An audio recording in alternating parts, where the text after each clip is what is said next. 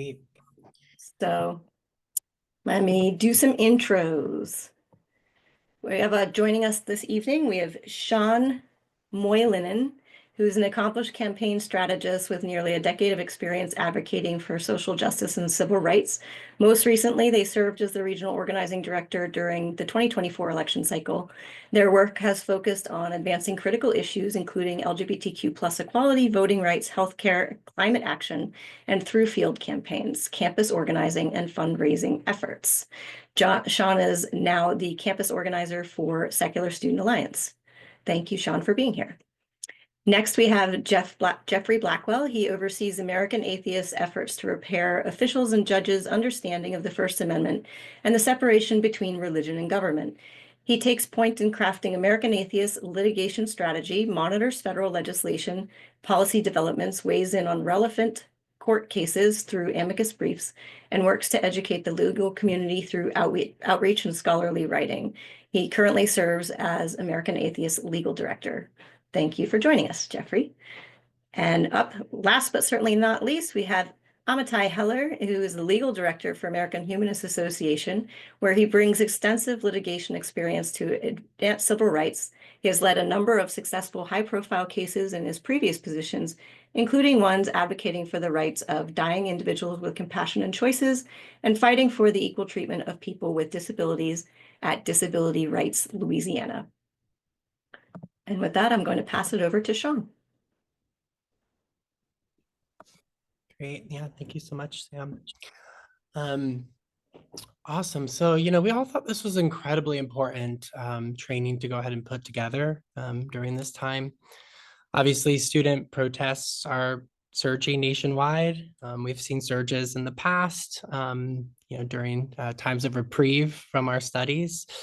And so I suspect, this surge will continue to occur. So, these protests are in response to legitimate things like global conflict, attacks on academic freedom. And we've seen these, the right to protest really come under recent crackdown by the Trump administration. So this includes threats to revoke campus funding on many campuses across the country, threats to deport international students, and suppress pro-Palestinian activism. I know just recently, Hassan Piker, for instance, was detained at the airport and questioned about his views. And so, we believe in the student movement that it's, best to show up in safe, effective, but bold ways. And so we've called upon our partners at the American Humanist Association and American Atheists to be part of this training. And so we do thank you so much for being involved. Secular groups like American Atheists and American Humanist Association and their members have also been taking part in protests in many cases. I know some of you all were likely at the hands-off protests that have been occurring to recognize threats to democracy and dissent. And, these threats affect all of us. And so we stand in solidarity with your groups. And I know you stand in solidarity with the student movement as well. So this training is really designed to help students understand their rights and help activists understand their rights as well, to really stay safe while organizing and building power in moments of resistance. So we hope that you'll leave this training with practical tools for protest preparedness, conflict de-escalation, and navigating different campus and police policies so that you can show up. But when you do so boldly, safely, and effectively. So with that, I'm going to jump into just some general tips for protest safety. So, all right, let's talk about how we stay safe during protests. So whether you're attending a rally, a march, or a sit-in or encampment, preparation can make a really big difference, especially when tensions are high or police presence is unpredictable. So here are some key tips I've come up with that you can keep in mind before you head out. So first, sunscreen and water. Sounds pretty basic, but you'll be surprised how quickly dehydration or sunburn can creep up on you when you're out there for hours. So a refillable bottle and some SPF can go a really long way. Next, dress for the weather. And also sort of consider the risk involved with the way you dress. So you may consider dressing anonymously as well. So avoid anything that might make you easily identifiable, such as logos, bright colors, or unique accessories. Do keep in mind as well, our audience, that there is an anti-Christian bias out there. And so do keep that in mind as well. And, at least consider it as you are preparing to head out, that any clothing with anti-Christian sentiment or American atheist written really big on the front, may in fact be a risk to you. And it's a risk that you can decide to take on or not take on. But it is something important to think about. So think neutral, closed-toed shoes certainly as well, and even covering some of your visible tattoos as well, as we head more and more to a more of a surveillance state. So if there's any chance of police escalation involved, I would recommend bringing goggles and a mask. I myself was at a protest in Denver, Colorado, where gas was used. And so, tear gas is something that, protesters are coming up against. And so tear gas and pepper spray don't mix well with contact lenses either. So if you do wear contacts, choose to swap those out for glasses. And either way, make sure you're bringing some goggles and a mask, particularly if you suspect there may be police escalation. Go with a buddy or a group and stick together. So you're always safer when someone is watching you and have your back. And before you leave for the protest, I recommend you tell someone where you're going, where you'll be, and check in with them often when you're back.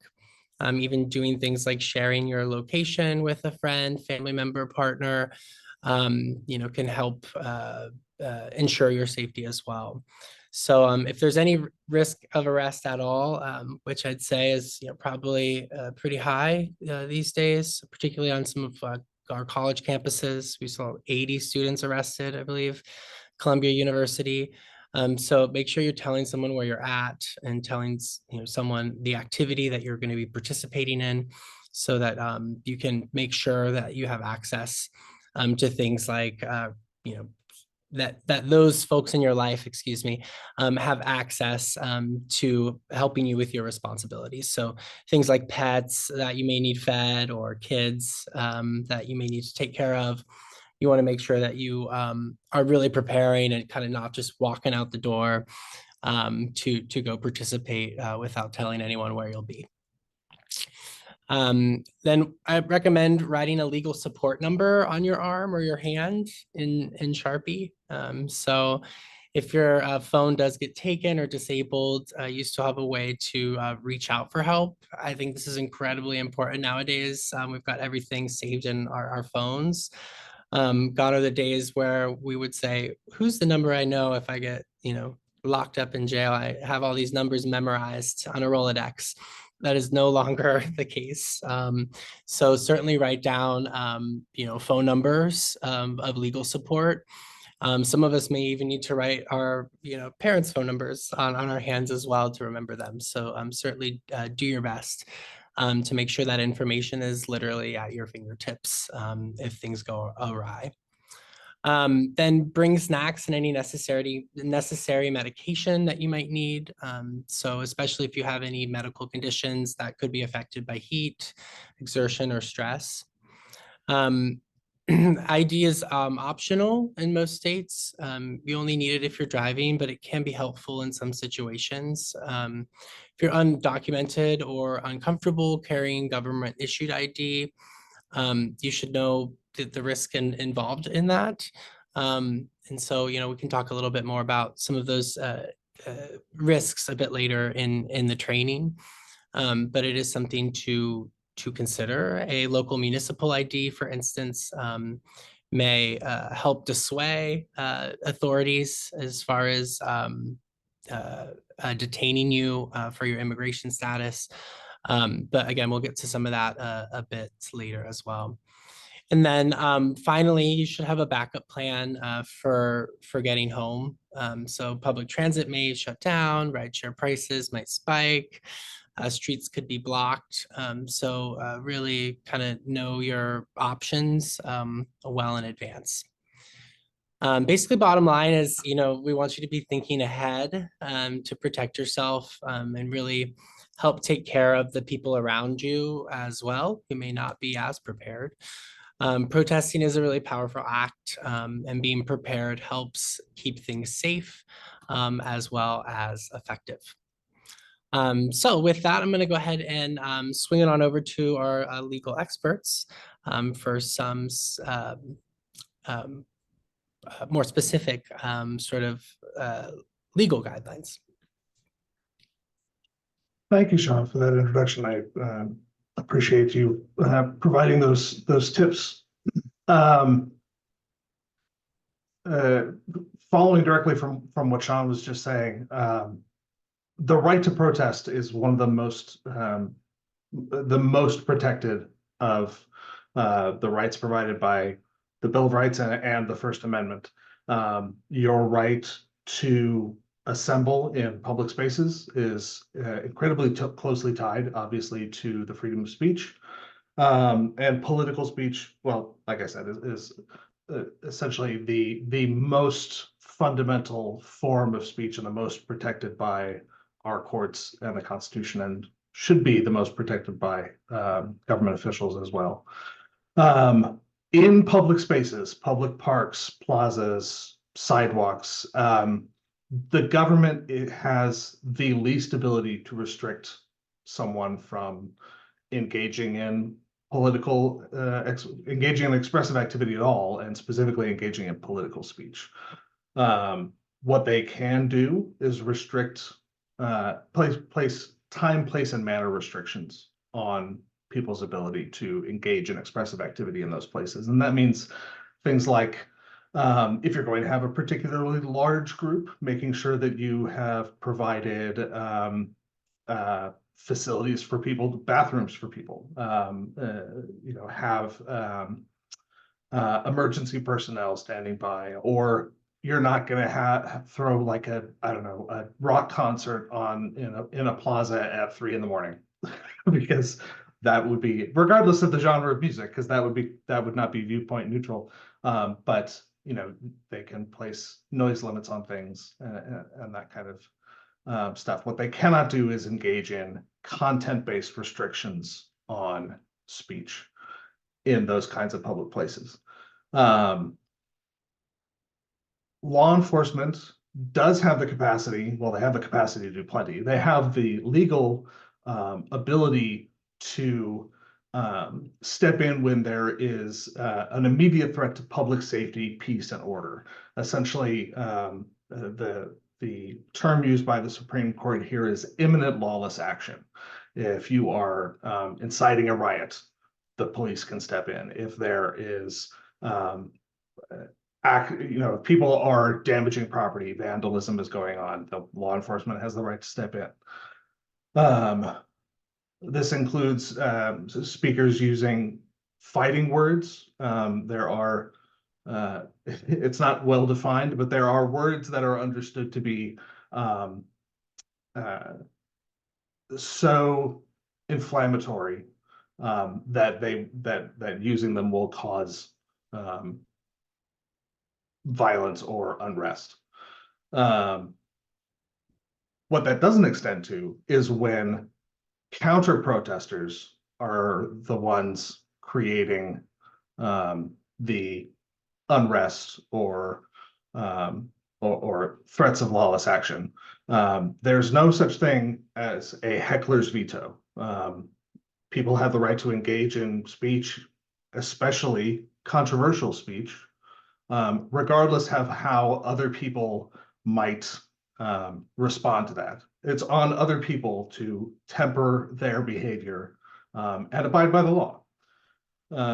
So we wanted to lay out sort of these basics of your rights and the limits on those rights when it comes to protest right here up front, before we delve into some of the practical aspects of things. So with these out of the way, let me hand things over to Amatai. Okay, thanks, Jeffrey. So before I kind of launch into it, thank you to everyone for coming here today. It's like we're about to talk about all the ways your rights could be violated, what you can or cannot do about it, but please don't let that stand in the way of making your voice heard. It is so important right now. It is such a historically important and scary, and just like everything's happening, we need to be out there. So like none of this is meant to dissuade you from showing up. If I'm in Portland, Oregon, if you're out here, send me an email, we can go together if you're nervous. Okay. Now, let's talk some more about your rights and your risks and what all that means. You do have the right to record law enforcement, but you do not have the right to interfere with law enforcement. So what does that mean exactly? I mean, really, like, kind of like thinking reasonably, I like to ask, like, if someone's telling me that I'm interfering, if an officer is telling a law enforcement person is telling me that I'm interfering, I will move back and I will say, am I interfering now? It is okay to ask that question. You do not want to be like getting up close in people's face with cameras. That's a bad thing. Or depending on your risk, but that is the type of that is the type of thing that will get you in trouble for interfering. Just some more general tips, you probably don't want to get into arguments with officers or use false documents. You want to think about your body language and not do any like furtive motions or whatever. And you probably don't want to resist or physically pull away or do anything to suggest that you are fleeing or reaching for a weapon. Okay, that's kind of maybe goes without saying. But back to your rights. So this is a funny one. There is case law. There is some case law that suggests, or there is case law that suggests that the police can like use your face scanner to look into your phone without getting a warrant. Okay. So when you are going out, activate it by putting it on your face. When you are going out, you want to have a passcode on your phone. Do not use your fingerprints. Do not use your face as a way to enter your phone. Okay. And then maybe like the most important thing to say is that you can and probably should remain silent at all times. In some states, you have to tell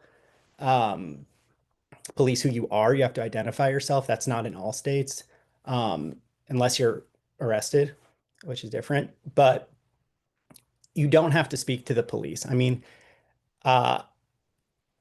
like, you have the right to remain silent. Anything that you say can and will be used against you. It'll also be used against others. Okay. So even if you feel like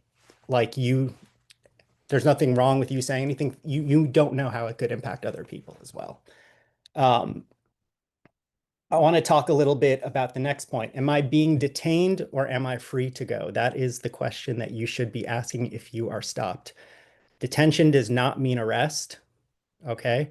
There is different kind of, it goes on a kind of grade, right? You can be temporarily detained.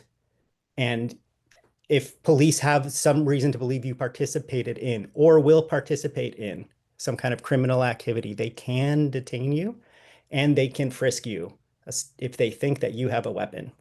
Stop and frisk is what you probably heard it as.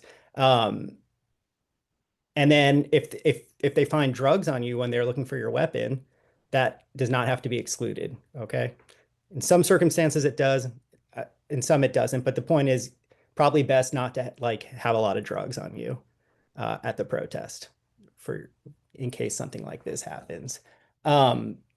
Now the question about am I detained or am I free to go? If they say you are free to go, you should, if you choose to, walk away. If you are being detained, you should not. Detention is non-arrest detention should be temporary. I can't hold you for that long.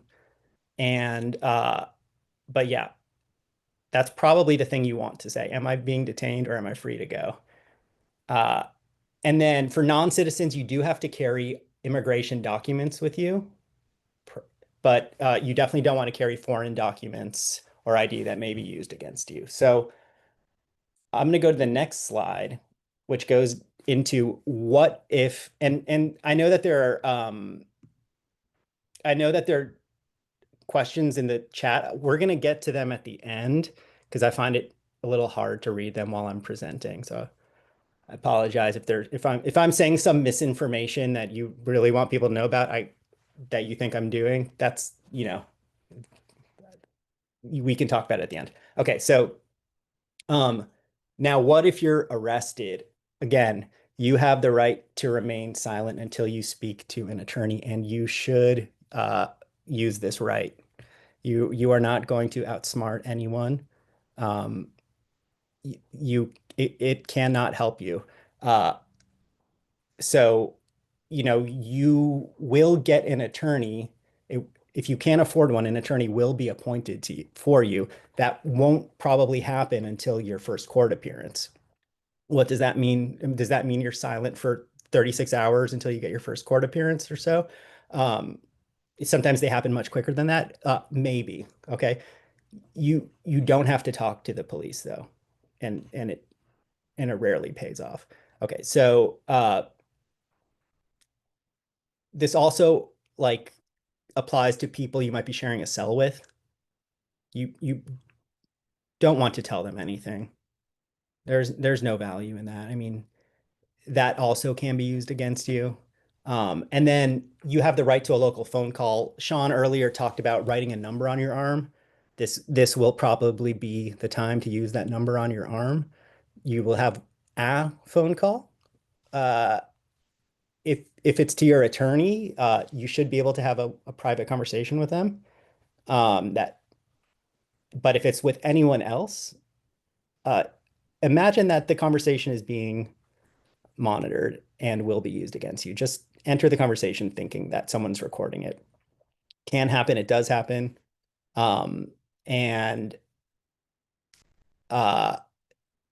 you should share the essential information. Here I am. Someone take care of my pets, my kids, etc. Someone find me a lawyer if you're not speaking to your lawyer. So just the essentials. You don't want to talk about why you got arrested or the conditions of all that stuff. Okay, yeah, no right to a free attorney if you're detained due to your immigration status, but you do have a right to call an attorney. Okay. Again, these are theoretical rights, not necessarily rights that nothing here says there's not necessarily a supervisor you could call if your rights aren't respected. And we're going to talk more about what happens if your rights are violated later, but these should be your rights. And we'll pass it on, I believe, to Jeffrey. Thank you, Amatai. Yes, those are your rights that should be protected. They are not always, and it should come as no surprise to anyone on the call that law enforcement regularly oversteps their bounds. When you believe that your or someone else's rights are being violated, there are a number of things that you should do. First, collect any evidence as soon as you can, whether that is cell phone video, well, any video. If that can even include your contemporary or near contemporary recollections. If you witness someone being detained or assaulted or what have you, write down what you witnessed in the moment. And because contemporary records of that type can be admissible as evidence, and can avoid some potential hearsay problems. If there are witnesses that you have access to, get their contact info if you don't already have it. Um, uh, Make sure that make sure you photograph and record any injuries that are received. Make sure if property is damaged by law enforcement in the process, make sure you get a record of that. And again, write down everything you can remember. Once, if you're being detained, do it once you're no longer being detained. If you are witnessing something going on, write it down as soon as possible. You can ask law enforcement to identify themselves. I saw a question pop up in chat a little bit ago about law enforcement that's wearing masks or not having, badge numbers or names on their uniforms. You are entitled to ask law enforcement to identify themselves. Patrol car numbers, what agencies they work for, that's all vital information to get. Something to bear in mind is that when it comes to specifically damage to personal property and things like that, if you were to have to pursue litigation to defend your rights, it is very difficult, almost impossible, to get the government to compensate you for damage to your property in the course of law enforcement activity. You should know that going in. It is useful evidence to show law enforcement's behavior during an incident, but don't expect that they're going to like replace a car door or fix replace your phone or something like that. Those things are very hard to get compensated, but what you're concerned about is getting as much documentation of the incident that happened as possible, as soon as possible, and in as secure a fashion as possible, by the way. With that, I will move on to the next slide.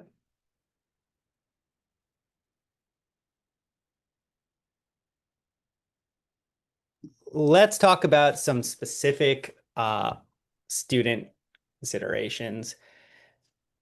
Y'all probably know this if you're students, but just in case, it bears repeating. You have First Amendment rights as it relates to the state. Your First Amendment rights do not apply at your private school, okay? So again, there is no freedom of speech at your private school. You might have other rights, but the Constitution's First Amendment does not apply at your private school. It does apply at your state school. Now, every school has its own policy, and likely there's some speech protections in there somehow, but it bears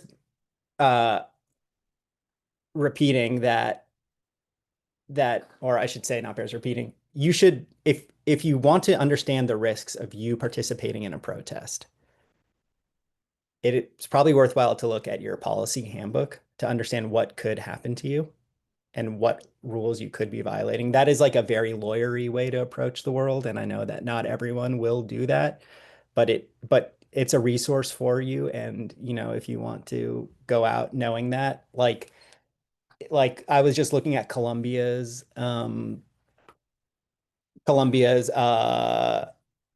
policy handbook, and it says that Columbia can restrict expression that constitutes a genuine threat of harassment that unjustifiably invades an individual's privacy or that falsely defames a specific individual. That can apply really broadly, okay? And you'll get into it later if you get like rung up on it, but just know that these policies are there and are currently being applied against students, and you have to understand that each school has its own specific considerations, and know what the punishments that you might be facing for engaging in protest, or specifically more likely civil disobedience. I'm going to move on to talk a little bit about, and I don't want to get too much into student specific stuff because every school is so different, but I do think if you do get disciplined or something, you probably will have some kind of legal options potentially. So, you should probably reach out to an attorney if you can at that point. And we'll talk more about resources later, I believe. As for the next slide, this is just genuinely, we talked a little bit about this stuff earlier, but I'll just reiterate. When it comes to security, this stuff's kind of important when it comes to prosecutors or police building a case against you, or your comrades or your friends or whoever. Your decisions on how to proliferate media really matter. Like you definitely want to record police abuse, but do you really want to be disseminating identifiable photos of people, videos of fellow protesters? There's some countervailing interest here. Like you definitely don't, you want to show that you are somewhere. You want to show that you are demonstrating. You want to show people that you are passionate, but you do not want to identify people. And these like Instagram, Facebook, I'm sure TikTok, these are all being used regularly. They're being scoured to build cases against protesters. So just bear that in mind. Avoid posting protest details or images publicly in real time. And then again, reiterating, have a plan for your pets, your kids, your medications. If you're arrested, generally, if you're arrested with your medications are going to have to, the people at the jail are going to have to check on the authenticity of your prescription. So they'll either like prescribe, they'll either call your pharmacy or try to get your doctor. Your contacts can help to facilitate that on the outside. So hopefully the person you reach out to will be able to help you facilitate that. But sometimes they will like re-prescribe you and they won't allow you to bring in the meds that you have on you. So it's a problem that you should know about. Using encrypted messaging apps, I think that's pretty self-explanatory. Not tagging people without their consent, and be cautious of infiltrators and don't share gossip unnecessarily. But I also want to add, don't be so paranoid that it prevents you from doing anything, and don't get so paranoid that it prevents you from building camaraderie. Like we do need to share, and we do need to be present for each other in solidarity. So like, yeah, infiltrators are out there, but they're also like, if they're doing it well, you're not going to necessarily know who they are. So like, I don't know, like we can't just live totally in fear of, unless you're doing like, I mean, it's different if you're doing like civil disobedience that you think for sure is going to lead to arrest and you don't want people to know about that. That is a totally different thing than just like going out to like a big hands-off protest, I think.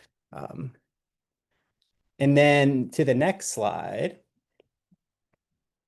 digital safety.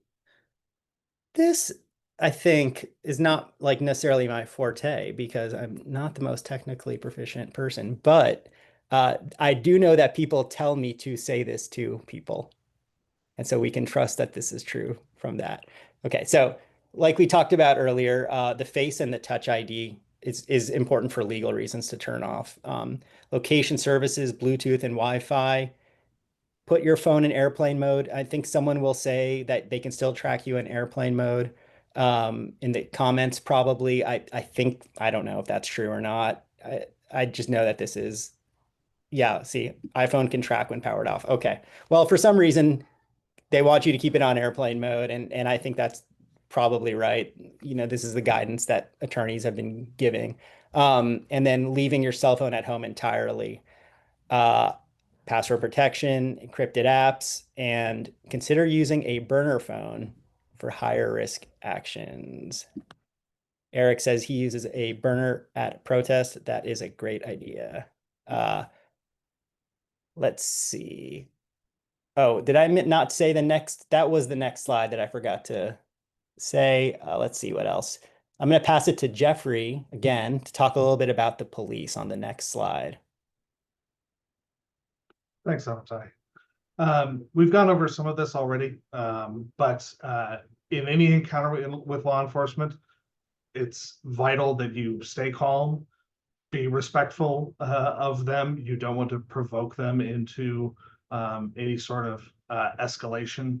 But let me avoid the word forcefully.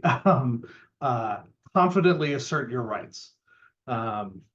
This actually addresses one of the questions in the chat a moment ago. Law enforcement constitutionally can ask you to identify yourself. Some states have different rules, more restrictive rules around those things. So it's important to know your local state law, and obviously in the context of a 1-hour webinar, we're not going to be able to get into that. But just know that if police ask, it is likely that you have to provide your name to them. That being said, don't consent to searches of any kind, pat downs. Don't let them look at your phone. If they ask to search your purse, satchel, vehicle, what have you, state clearly, I do not consent to a search. Law enforcement loves to play word games, and there's a fair bit of case law around ambiguous statements of people asking for attorneys or lawyer dogs. Sorry, I'm tired. I was discussing this earlier. You want to be as clear as possible when talking with law enforcement and asserting your rights. That can kind of conflict with the don't talk. But when it is refusing a search, demanding an attorney, you do in fact need to speak up in those situations. So bear that in mind.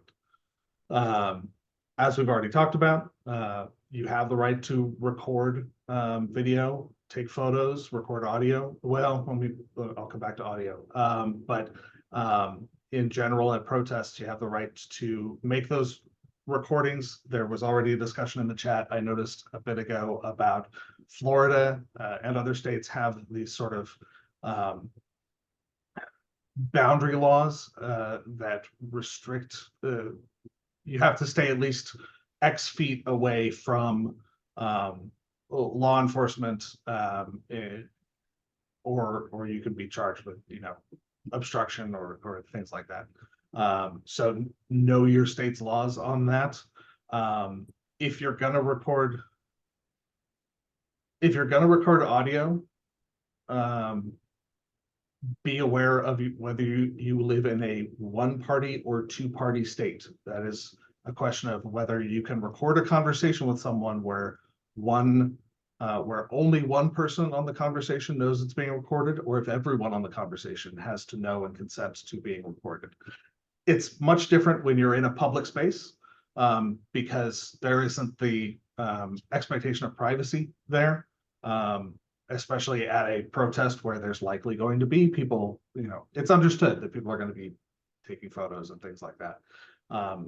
But do bear in mind, especially if you're going to be interacting with law enforcement, whether or not you live in a one-party state where you can freely record them without letting them know that you're doing so.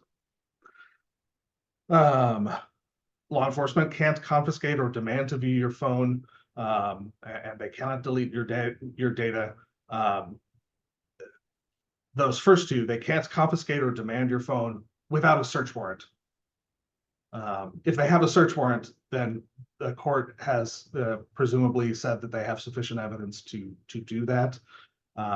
If that turns out to be untrue, you can challenge it down the road, should you be charged with a crime or anything like that. But absent a warrant, they cannot confiscate your phone or demand that you delete it or anything like that. As we talked about a minute ago, ask if you're free to leave if you're in being questioned by law enforcement. And again, don't say anything to law enforcement in response to investigatory questions until you are with an attorney. And lastly, law enforcement can do a pat down if they have reason to believe that you have a weapon on you that might be a danger to them or others. Yeah, and let me just say one clarifying thing here. Okay, so like when you are asking for an attorney, you want to say I want an attorney, not I think I want an attorney, or maybe I should get an attorney now. No, like I want an attorney now. I am not speaking to you until I get an attorney, period. What Jeffrey was talking about is a case from Louisiana where somebody said, I want a lawyer, dog. And the court said, well, they were asking for a lawyer dog, like a dog that's also a lawyer, and therefore they didn't invoke their right to an attorney. Okay. What year was that? You would think, what, like 1970? No, 2017. Okay, so that's like that. Yeah, Airbud rules, exactly. Yeah. The comment. Yeah. So look, it's like that's the world we operate in. So be as specific and articulate as you can.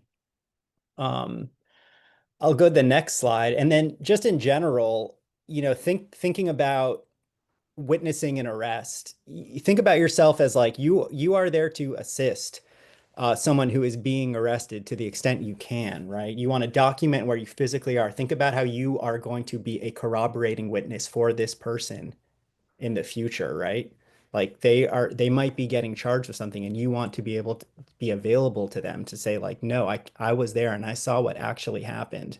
So you want in real time, as soon as you can, to document where you're standing, everything that's happening. If you can communicate with the person being arrested, you want to ask them for their info so you can contact people on their behalf. Who should I call for you? Okay. And then keep in touch with that person. Say, I have information whenever your friend needs it. Tell them to get in touch with me. Here's my contact information.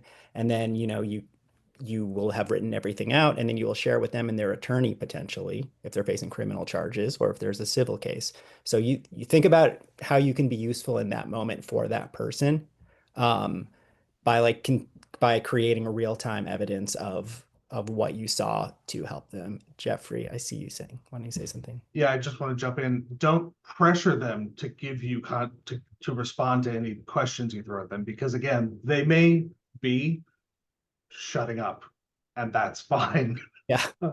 So if they want to provide you with, hey, call this number, my name is this, that's their choice to do that or not, and you should respect that choice. Totally. And then you don't want to be obstructing an arrest as well. Okay. I'll pass it on. I think that marks the end of our lawyer talk. And we're going to pass it on to Sean for a couple more. Sean, do you have a couple more things to share here on the next slide? A couple more slides. I see it went to off the slideshow. Or is that just my computer? But I'll pass it back to you, Sean. Great. Yeah, thank you so much. I'm just going to talk a little bit about protecting vulnerable communities at protests. Obviously, protests are powerful tools for collective action, but let's be honest, not all of us face the same risks. Disabled people, undocumented individuals, transgender and queer activists, people of color often have disproportionate risk of harassment, violence, criminalization, et cetera. So protecting vulnerable communities when we out there, should be a priority. It's not just about inclusion, it's about, solidarity, strategy and safety for those we're protesting with. So we should, I just want to talk a little bit about some of the different sort of systems of oppression that intersect with the protest space, so that we can work to organize more intentionally, really build stronger networks of care, and ensure that no one's left behind when the stakes are so high. So want to talk a little bit about first undocumented individuals. So I did pull some information from the National Immigration Law Center. So do reference that if you're seeking specific legal advice about protesting safely with undocumented friends, or if you're an undocumented individual yourself. So the first thing I have for you is avoid arrest at all costs. So any arrest, obviously today in particular, even without a conviction, could trigger immigration consequences. Back to bringing a buddy or an ally, please always, attend, ideally with a documented buddy who can advocate, provide support, and help contact legal aid if needed. For those of us looking to be allies, please include immigration specific instructions and hotlines in your Know Your Rights materials. Those little handbooks that you bring to, protests. Be sure to include immigration specific instructions in those materials. Do your best to anticipate law enforcement presence. Do sort of look up policies in your area and make informed decisions. Oftentimes law enforcement does have policies on how often they share information with ICE, et cetera. I'm sure folks saw just this past weekend, I believe, local police in Worcester, Massachusetts, actually got involved in ICE immigration enforcement, though local police are barred from doing so in that area. They came in for, I believe they described it as crowd control, as sort of a way to be involved in carrying out federal ICE raids in Worcester. So do be aware of how your local law enforcement interacts with ICE officials. I did want to clarify a little bit about some information on carrying IDs. So do know non-citizens should avoid bringing foreign IDs or work permits or other documents that could reveal their immigration status or simply make them a target of law enforcement. So if ID is needed, a state, local, municipal ID, student ID is best in those situations. Great. And then want to talk a little bit about trans folks, queer folks who are participating as well. So do certainly weigh your risk of arrest and mistreatment right off the bat for transgender individuals, especially those who are people of color, undocumented or low income, or have disabilities, face higher risk of profiling, mistreatment, or abuse by police and in our jail system. So assess your personal risk factors, boundaries, and specific conditions of action, before you attend a protest. Prepare medications and documentation for those medications.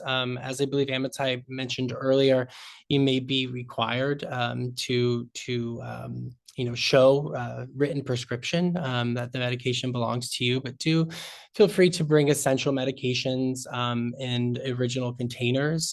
I do recommend that you only bring a supply that you would need, as to not get those, life-saving drugs confiscated. I'm referring specifically to HRT, hormonal replacement therapy, for those who don't know. So this preparation is, just really crucial in case of detention or arrest. And you definitely want to make sure you're not denied those life-saving medications. Support and solidarity tactics. So for folks here who want to stand in solidarity with the community, do coordinate with LGBTQ plus protesters. I'm not saying go up to a trans person and say, hey, I can be your support. But certainly do look for opportunities to support those around you who you already know, who you're engaged with, or reach out to local LGBTQ organizations or other civil rights groups to do ask how you can assist and provide additional support at these protests. And then do know that laws do vary in different areas, particularly around gendered jails. So police often assign jail placement based on legal sex markers, not gender identity. So this does create a very serious safety risk for folks, though more and more cities these days do have protocols to request certain placement. So do know those protocols in advance. And then finally, for our disabled friends and protesters, so yeah, definitely want to make sure that you are participating in safe ways. So do look for accessible routes, check march routes, make sure you are securing safe transportation options, accessible transportation options rather, and definitely address whether the rally spaces are wheelchair accessible or otherwise accessible. And don't be afraid to demand accessibility from organizers. Do keep in mind your heat, stamina, medical needs. Bring mobility or medical aids, snacks, water, plan for rest. Protest culture just in general, as you all have probably experienced, it can be very ableist. So are ways that you can push for accessibility. Things like access tents or chill zones may be worth reaching out to a protest organizer in advance. In order to make said protests a bit more accessible. Certainly, if you're planning something in your campus community, something to consider. And then know that police, just as a risk, may not honor ADA protections in tense situations. As we already covered, the law is only as good as those enforcing it. And so definitely want to make sure that, you understand that risk heading in immediately. And then also know that, there is digital participation as well. So not everyone can be in the streets with us. So if you're a protest organizer or you are planning on engaging in a protest and you don't see any sort of remote actions, it is good to stand in solidarity with the disabled community and others that may not feel safe attending to promote actions like phones apps, social media storms, live stream signal boosts, and other sort of forms of digital action in which folks can participate in these in-person actions. And then other than that, I would recommend to, if possible, avoid bringing any sort of expensive or essential mobility aids or like service animals to high-risk protests. These can, be really damaged during crowd control tactics and things. So bring what's necessary and leave the rest at home. And so just to let you know where I'm drawing this information from so you can find this yourself. So there is a great guide pulled from the Disability Rights Education and Defense Fund that I pulled some of this information from. Then also GLAD, along with Trans Youth Equality, has a protest safety guide. And then, of course, as I mentioned at the beginning, the National Immigration Law Center has a great protest guide as well for undocumented folks. So do reference those.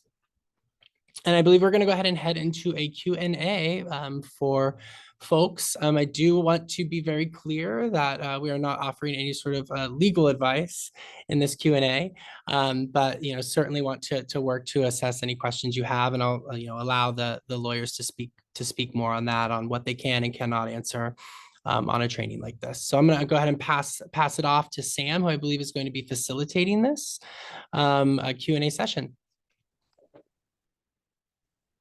Thanks, Sean. Yep. So sorry about that little interruption there. We lost Jake to a thunderstorm. His power went out.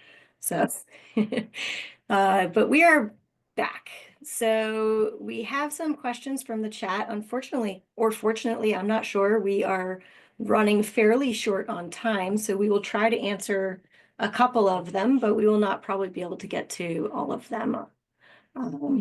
Yeah. Can I answer one of these questions that I think is good to? So James asked, is there a hierarchy in law enforcement? Can one officer arrest another for violating my rights? I think this kind of, to me, illuminates like a pretty important takeaway that I hope people have. Rights are vindicated after, right?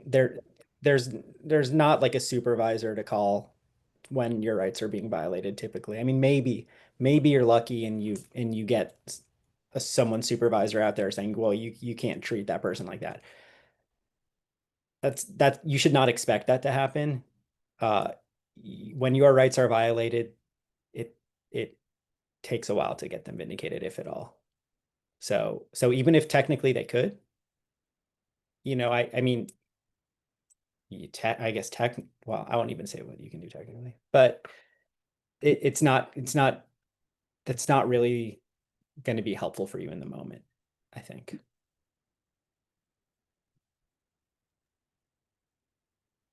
Jeff, did you want to add anything to that? I just wanted to address the question about if you're recording the protest and if you are detained, can they demand you put down your phone? I don't have court precedent that I can point to on this, but I would operate under the assumption that yes, they can generally, if you are detained, they can keep you away from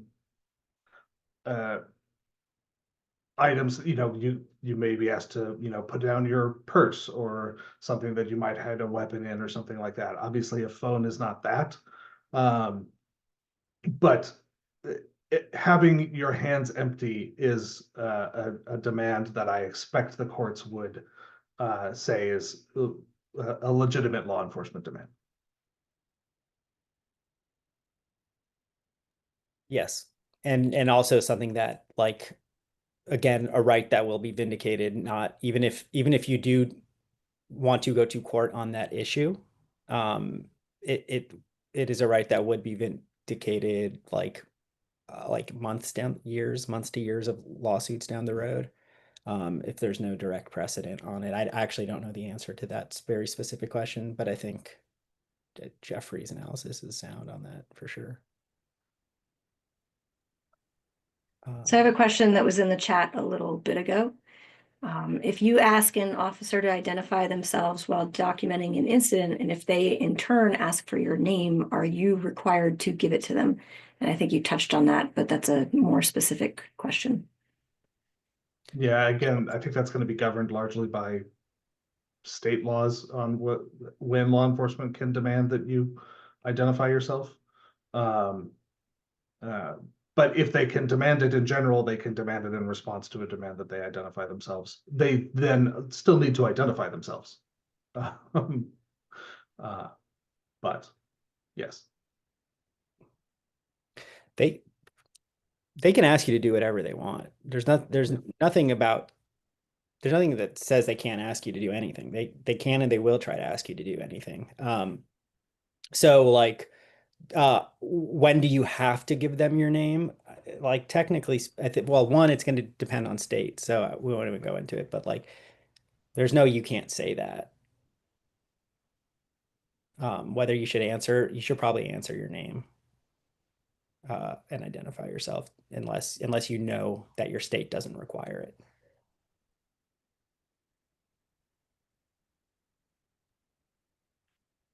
Okay, another question. Should we post our attendance online after the fact if we leave out identifying information of anyone else? Is saying that we were there good, or is it too big of a risk? I think it's context dependent. But these like big protests, these big like hands-off protests, we should not be scared to say we were there at all. Yeah, it's going to be heavily dependent on the event you were at. If you go to an event and it turns out that people were engaging in vandalism and things like that, you may want to not say that you were there. But for the most part, if you're going to one of these hands-off protests, the organizers of sort of indivisible protests and things like that have tended to be pretty good about keeping them, peaceful and a fun environment, and lawful. And I don't want to give anyone the impression that they should be protesting in secret. It is very much a your personal comfort level and context specific. Yeah.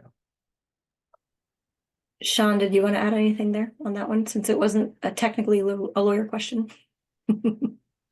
I would say if you're participating in an encampment, I would not publish your name online. I would never post pictures of you all, engaging in any campus encampments at this point in time. As you all know, Trump is using some pretty intimidating tactics, arrests even. and so I would not put that information out there. I do believe there is a push to, potentially label students who, are simply standing up for the Palestinian people and standing up against genocide. There is a push to classify folks in ways we know they shouldn't be classified. And so I would not publish my name online or any forum, and that's what I would recommend. Thanks for that.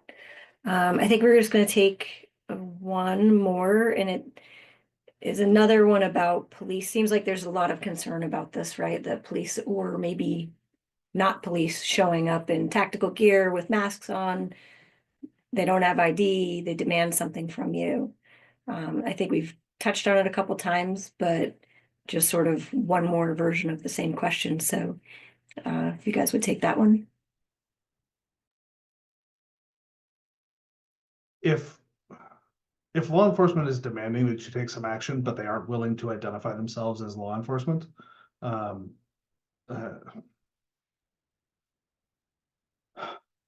it's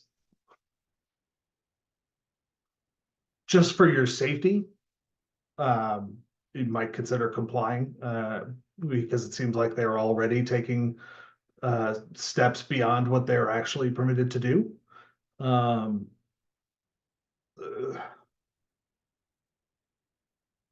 And just as a or non-escalation response, that may be prudent. However, if what they're asking you to do is something that, like, well, I don't know, the scenarios are too varied.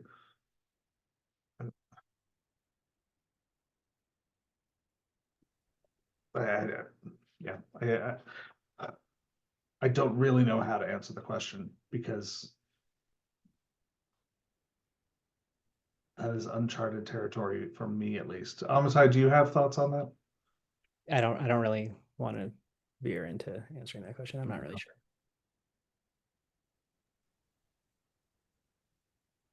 So I think the concern there is that there's been reports of people who are bad actors, and so I think Right, I can see Proud Boys doing safety. something like this, or yeah. Right. So I think a lot of the safety tips that we went over with Sean at the top and your tips, right, of being with people you know and having a buddy when you're going to protest probably makes it so that you're not as much of a target for that kind of activity. But yeah. All right. So with that, we are over time already. So I am going to wrap us up. As mentioned at the top of this, we did record it, and we'll send out an email tomorrow to everyone who registered with the recording, the slides, and then any resources that we mentioned during this event. Thank you again for all of you who joined us, and thank you to our fantastic speakers, and everybody have a great night. Thanks, everyone. Bye. Thank you.